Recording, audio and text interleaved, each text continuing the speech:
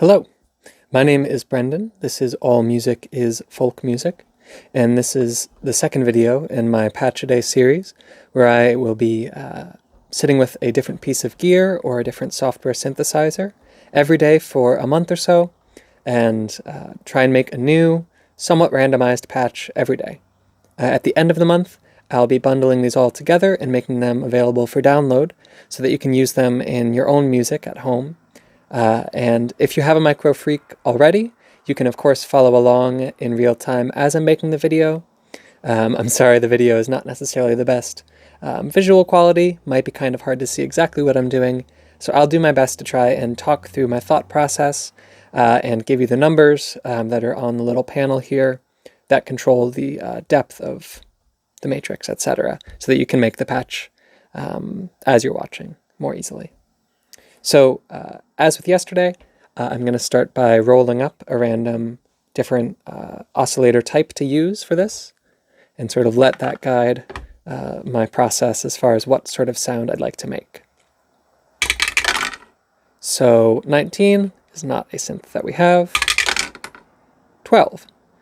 So we have the modal type, which is a really beautiful sounding one, and I think will be quite different than yesterday's. Yesterday we made a pad using the bass sound, and modal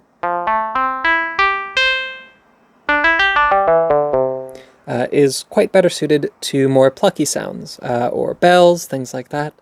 I think offers quite a bit of opportunity for interactive and expressive sounds as well. So let's just listen in to some of the changes that happen when I turn some knobs.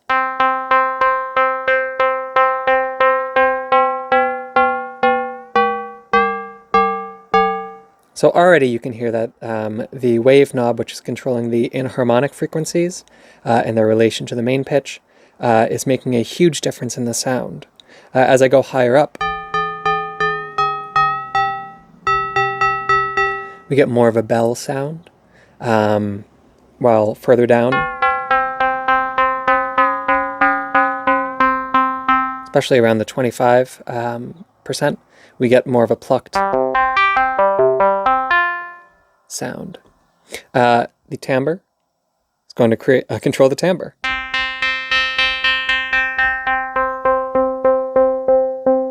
You can hear that with the timbre all the way down. It's rather mellow. And when we get to the top, increases rather dramatically. So we can already imagine, and I will probably end up doing this, mapping that to something like either the key tracking or perhaps the velocity. I think can make for a very expressive sound, especially for an ARP. You can get a lot of movement each time you hit a new note. But finally we have the decay, which is what it sounds like. And especially for some of the bell sounds, the inharmonic up higher,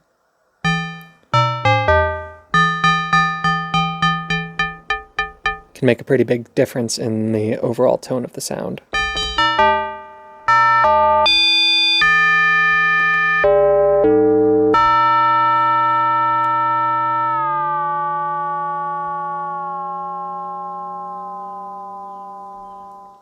But I don't think a bell is what I want to make today.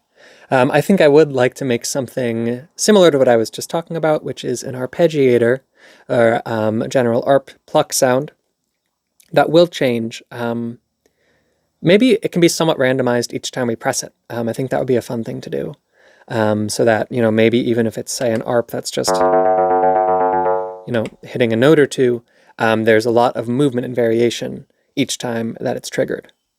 So the way that we can do this on the Microfreak is a bit of a workaround. There's not quite like a random function as there would be in, say, Helm or Vital or something like that. However, we do have this sample and hold LFO over here, sort of the fifth one in the list. And what we can do is we can make it so that every time this plays, it just picks a different a different value, more or less. So we have to do a little bit of work behind the scenes to get this set up. So if we go to Utility, over here, click Preset, we can scroll on down to LFO Retrig. Press that and turn that on. So now basically every time that we press a new key or a new note is triggered, this is going to select a different value to sample and hold. And it's, you know, not actually going to be quite as simple as that. You know, if this were a super long sound, we would notice that it will eventually loop back around and pick a new one while we're holding it. But this is sufficiently slow that especially for a pluck, it's basically going to be just a randomize button. So we don't have to worry about it too much. So let's think about what it is that we want to randomize.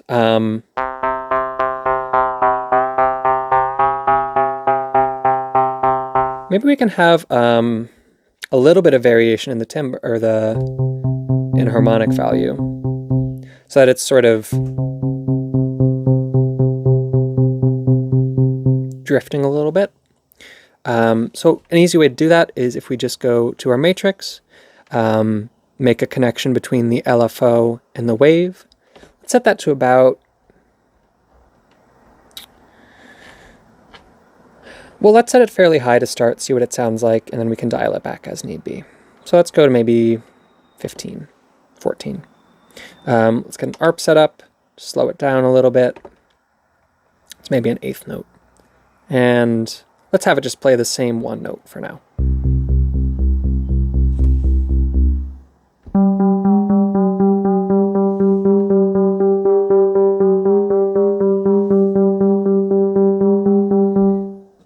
I kind of like that. I think it's not even necessarily too extreme as it is right now.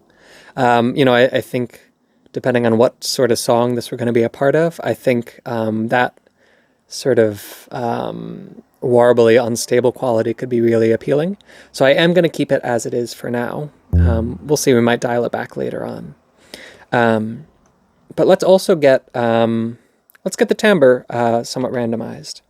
So now it'll either open up or sort of close down more as far as brightness is concerned every time that it's hit. So let's hear that.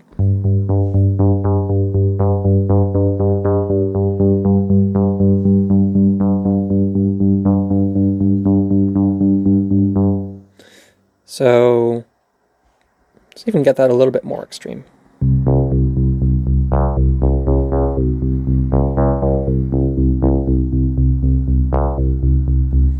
And I'm going to set up a little bit of delay on the digatone, which this is running into.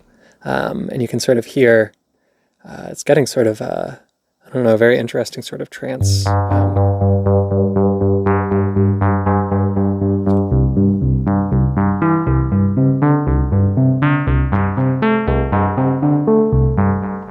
And I think now I am going to dial back just a little bit on the wave. Maybe bring it back to around 7.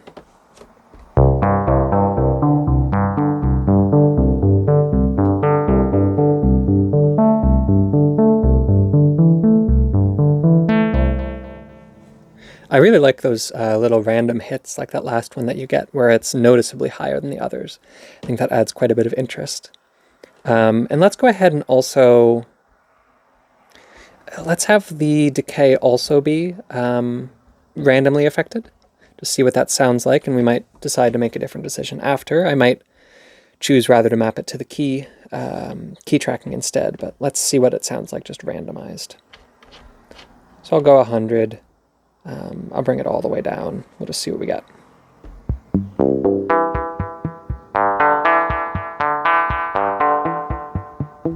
So that's a little too low, I think. Let's figure out what the lowest usable value we want is.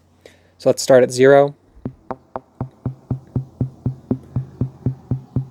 And we'll just slowly move it up until we reach the value where we'd like to start.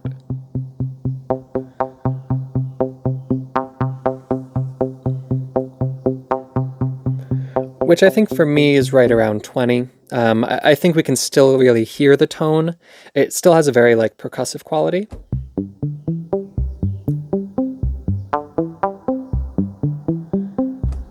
It's rather sort of brief and snappy, but I think we can still get the note out of it. So if we wanted this to just be a percussive layer, we might keep it lower, but I do want this to have a bit of a melodic quality to it. So I want to have at least, let's say 25. And then for the LFO, so we'll have it go, you know, another 75 higher. So it can go between the level that we're at now and up to the full decay. So let's hear what that sounds like.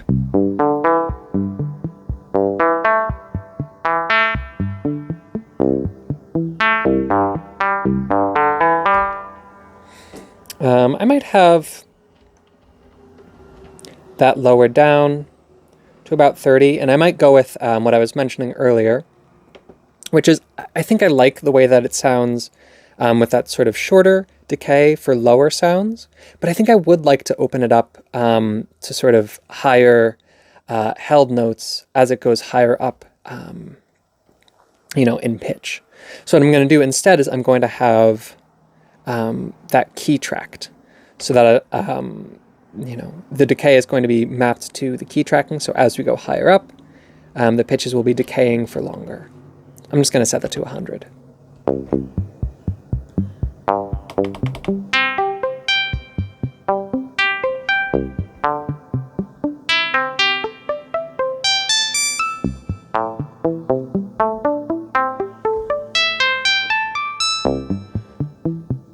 And I'll set that randomness a little bit lower.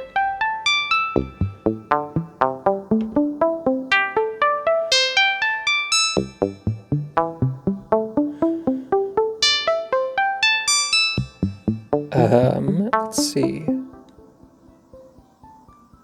if we want to use some filtering as well.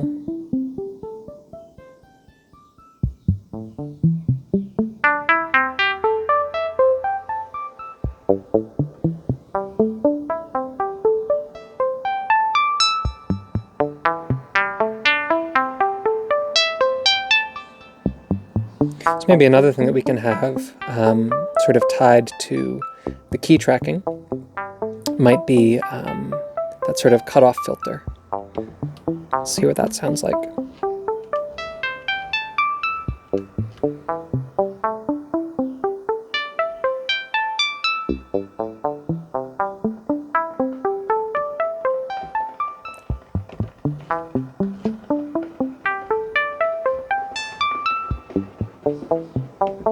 It's sounding pretty good.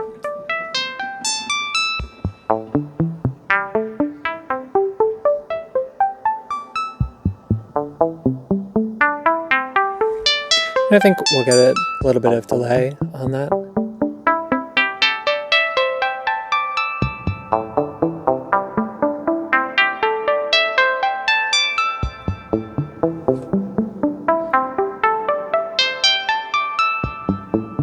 I think one final thing that I might want to add here, turn that off for just a sec.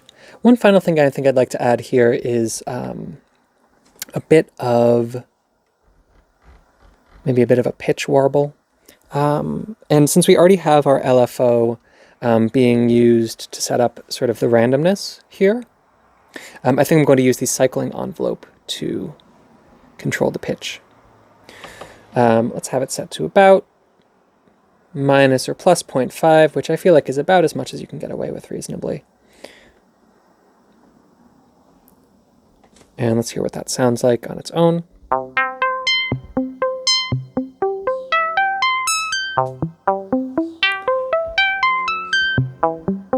So I think, you know, right off the bat, I think that sounds pretty cheesy at full volume, or full amount rather.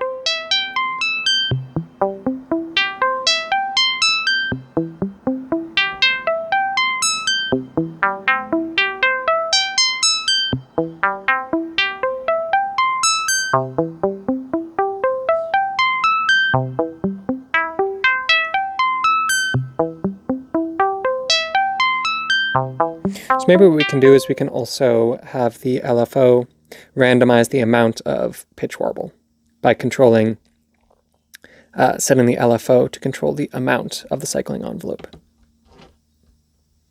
Let's have it set to maybe 70.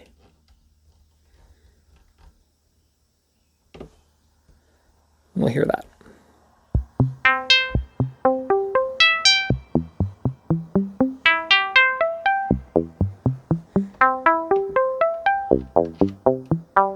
Dialing it back to around 50.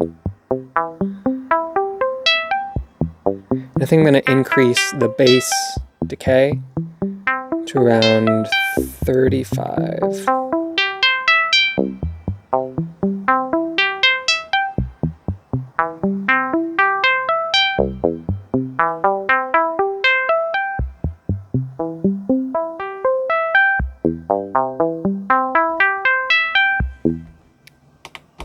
Let's hear what that sounds like one last time.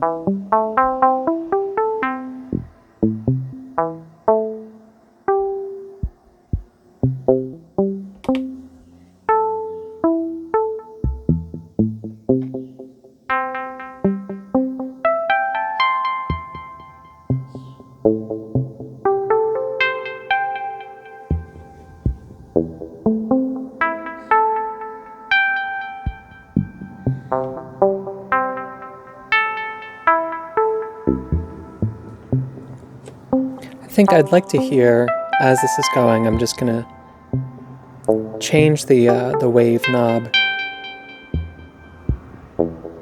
See what it sounds like with a bit more of a bell quality.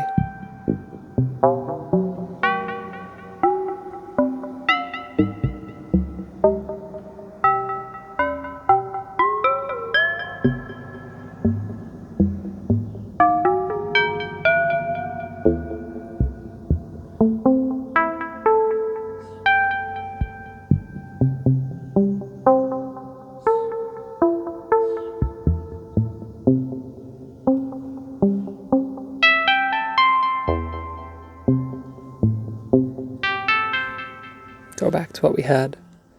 I'm pretty happy with that. I think it might be a nice sort of layer to have, over, say, a pad or something. It's got sort of a bit of an Aphex Twin quality to me. Especially if we increase the speed a little bit.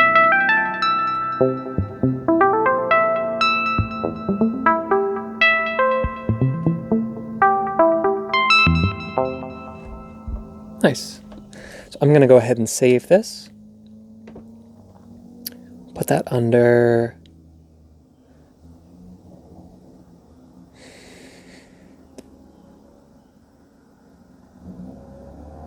I guess I'll put it under percussion. Go ahead and save that as...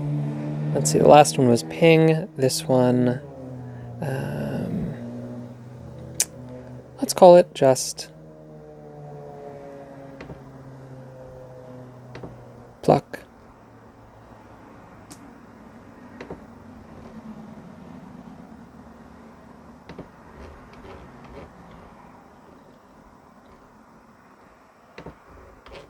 And we'll say plucky. Beautiful.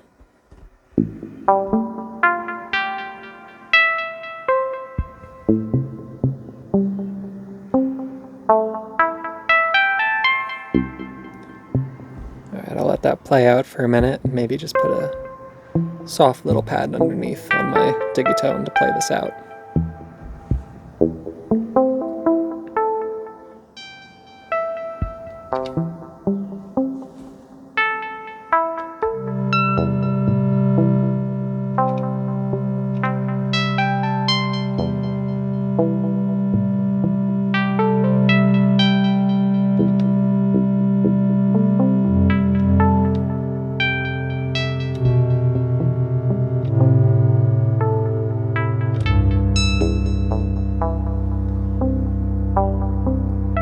Thanks for tuning in.